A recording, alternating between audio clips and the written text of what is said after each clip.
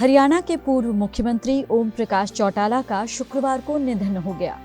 इनेलो supremo और पूर्व CM OP Chautala Gurugram के मेदांता अस्पताल में अचानक दिल का दौरा पड़ने के बाद भर्ती हुए, जहां उन्होंने थोड़ी देर बाद अंतिम सांस ली।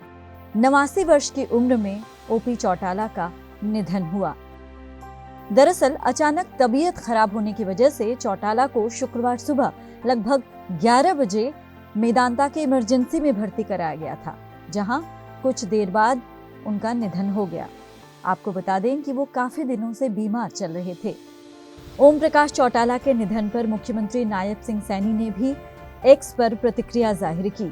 सीएम सैनी ने अपने आधिकारिक हैंडल पर पोस्ट शेयर करते हुए लिखा कि इनेलो सुप्रीमो और हरियाणा के पूर्व मुख्यमंत्री ओम प्रकाश चौटाला जी का निधन अत्यंत दुखद है। मेरी ओर से उन्हें विनम्र श्रद्धांजलि। उन्होंने प्रदेश और समाज की जीवन पर्यंत सेवा की। देश और हरियाणा प्रदेश की राजनीति के लिए ये अपूरणीय क्षति है। प्रभु श्री राम से प्रार्थना है कि दिवंगत पुण्यात्मा को अपने श्री चरणों में स्थान और शोकाकुल परिजनों को ये दुख सहने की शक्ति दें। हम उनके दिखाए रास्ते पे चलेंगे और उनकी जो मन की जो बातें थी उनको पूरा करेंगे। वहीं हरियाणा के पूर्व मुख्यमंत्री और कांग्रेस के वरिष्ठ नेता भूपेंद्र सिंह हुड्डा ने भी इस पर प्रतिक्रिया दी है। हुड्डा ने कहा कि जब ओम प्रकाश जी सीएम थे, वे विपक्ष के नेता थे और उनके बीच अच्छे संबंध रहे। उन्होंने लोगों की सेवा की, वो अभी तक सक्रिय थे। ऐसा नहीं लगा कि वो हमें इतनी जल्दी छोड़ देंगे। वो एक अच्छे इंसान थे और हुड्डा के मुताबिक मेरे लिए बड़े भाई जैसे थे। और कांग्रेस की राजनीति में बहुत लंबे समय तक साथ रहे और वो ओम प्रकाश जी जब मुख्यमंत्री थे तो मैं विपक्ष का नेता था। इस प्रकार से विधानसभा में भी हम इकट्ठे रहे और काफ़ी हमारा संबंध था और उन्होंने अपने जीवन काल में सेवा करी। हमें लगता नहीं था अभी तो सब वो थे, सक्रिय थे। ऐसा नहीं लगता था इतनी जल्दी वो चले जाएंगे, लेकिन ऐसा अभी मेरे को तो अभी पता लगा। वहीं कैबिनेट मंत्री अनिल विज और खेल मंत्री गौरव गौतम ने भी ओपी चौटाला के निधन पर शोक जताया है। ये बहुत दुखदायी समाचार है।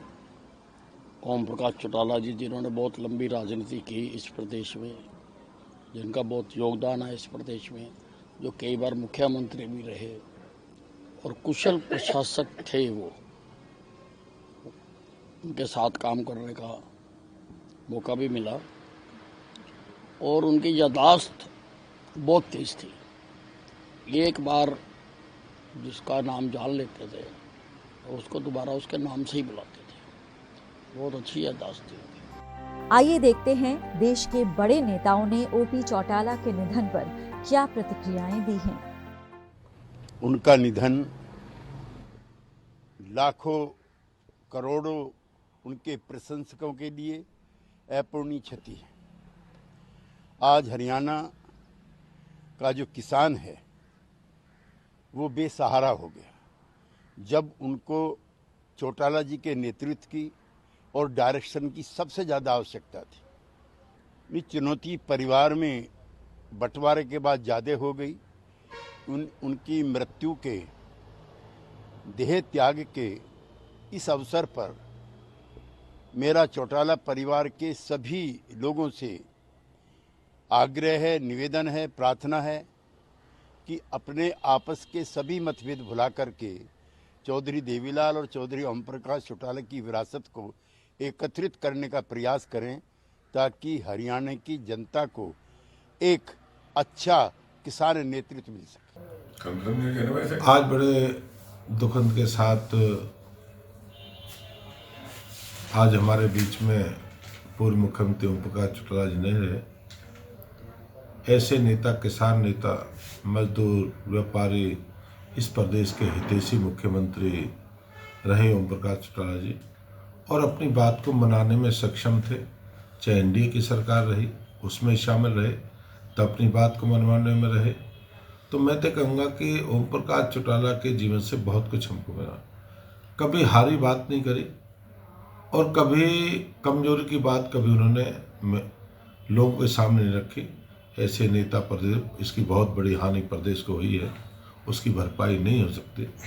मैं तो कहूँगा कि ऐसे नेता हमारे बीच है, भगवान अपने चरणों में उनको स्थान दे। मैं तो प्रभु से यही प्रार्थना करूँ। आज सबसे पहले मैं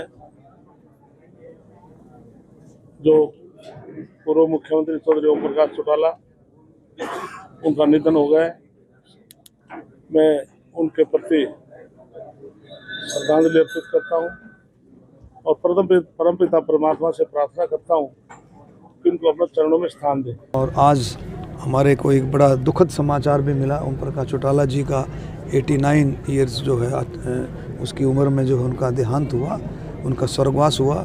तो हम परमपिता परमात्मा से ही प्रार्थना करते हैं, परमात्मा उनको अपने चरणों में स्थान दे और परिवार को इस दुख को झेलने की ताकत। ओपी चौटाला पूर्व उप प्रधानमंत्री चौधरी देवीलाल की 5 संतानों में सबसे बड़े थे। उनका जन्म 1 जनवरी 1935 को हुआ। शुरुआती शिक्षा के बाद ही चौटाला ने पढ़ाई छोड़ दी थी। 2013 में शिक्षक भर्ती घोटाले के दौरान जब चौटाला तिहाड़ जेल में बंद थे, तब उन्होंने 82 साल की उम्र में पहले 10वीं और फिर 12वीं की परीक्षा पास की थी, जो कि एक चर्चा का विषय बनी रही। चौटाला की चुनावी राजनीति की शुरुआत 1968 में हुई। उन्होंने पहला चुनाव देवीलाल की परंपरागत सीट एलनाबाद से लड़ा। उनके मुकाबले पूर्व सीएम राव बीरेंद्र सिंह के विशाल हरियाणा पार्टी से लालचंद खोड़ ने चुनाव लड़ा। इस चुनाव में चौटाला हार गए। हालांकि हार के बाद भी चौटाला शांत नहीं बैठे। उन्होंने चुनाव में गड़बड़ी का आरोप लगाया और हाईकोर्ट पहुंच गए। 1 साल चली सुनवाई के बाद कोर्ट ने लालचंद की सदस्यता रद्द कर दी। 1970 में उपचुनाव हुए तो चौटाला ने जनता दल के टिकट पर चुनाव लड़ा और विधायक बने। साल 1987 के विधानसभा चुनाव में लोकदल को 90 सीटों में से 60 सीट पर जीत मिली। ओपी चौटाला के पिता देवीलाल दूसरी बार मुख्यमंत्री बने। 2 साल बाद हुए लोकसभा चुनाव में केंद्र में जनता दल की सरकार बन गई, जिसमें वीपी सिंह प्रधानमंत्री बने। देवीलाल भी इस सरकार का हिस्सा बने और उन्हें उप प्रधानमंत्री बनाया गया। अगले दिन दिल्ली में लोकदल के विधायकों की बैठक हुई, जिसमें ओपी चौटाला को मुख्यमंत्री पद के लिए चुन लिया गया। 2 दिसंबर 1989 को ओम प्रकाश चौटाला पहली बार हरियाणा के मुख्यमंत्री बने। तब वे राज्यसभा सांसद थे। सीएम बने रहने के लिए उन्हें 6 महीने के भीतर विधायक बनना जरूरी था। देवीलाल ने उन्हें अपनी पारंपरिक सीट महम से चुनाव लड़वाया, लेकिन खाप पंचायत ने इसका विरोध कर दिया। 27 फरवरी 1990 को महम में वोटिंग हुई, जो हिंसा और बूथ कैप्चरिंग की भेंट चढ़ गई। चुनाव आयोग ने 8 बूथों पर दोबारा वोटिंग कराने के आदेश दिए। जब दोबारा मतदान हुआ तो फिर से हिंसा भड़क उठी। चुनाव आयोग ने फिर से चुनाव रद्द कर दिया। लंबे सियासी घटनाक्रम के बाद 27 मई को फिर से चुनाव की तारीखें तय की गई, लेकिन वोटिंग से कुछ दिन पहले निर्दलीय उम्मीदवार अमीर सिंह की हत्या हो गई। चौटाला ने दांगी के वोट काटने के लिए अमीर सिंह को डमी कैंडिडेट बनाया था। अमीर सिंह और दांगी एक ही गांव यानी मदीना के थे। हत्या का आरोप भी दांगी पर लगा। जब पुलिस दांगी को गिरफ्तार करने उनके घर पहुंची तो उनके समर्थक भड़क गए। पुलिस ने भीड़ पर गोलियां चलाई। इसमें 10 लोगों की मौत हो गई। महम में हुई हिंसा का शोर संसद में भी गूंजा। प्रधानमंत्री वीपी सिंह और गठबंधन के दबाव में तत्कालीन उप प्रधानमंत्री देवीलाल को झुकना पड़ा। पहली बार मुख्यमंत्री बनने के 5.5 महीने के बाद ही ओम प्रकाश चौटाला को इस्तीफा देना पड़ा। उनकी जगह बनारसी दास गुप्ता को मुख्यमंत्री बनाया गया। कुछ दिन बाद चौटाला दड़बा सीट से उपचुनाव जीत गए। बनारसी दास को 51 दिन बाद ही पद से हटाकर चौटाला दूसरी बार मुख्यमंत्री बन गए। लेकिन महम में हुई हिंसा का मामला ठंडा नहीं हुआ। प्रधानमंत्री वीपी सिंह भी चाहते थे कि चौटाला पर जब तक केस चल रहा है वे मुख्यमंत्री न बने। मजबूरन 5 दिन बाद ही चौटाला को फिर से पद छोड़ना पड़ा।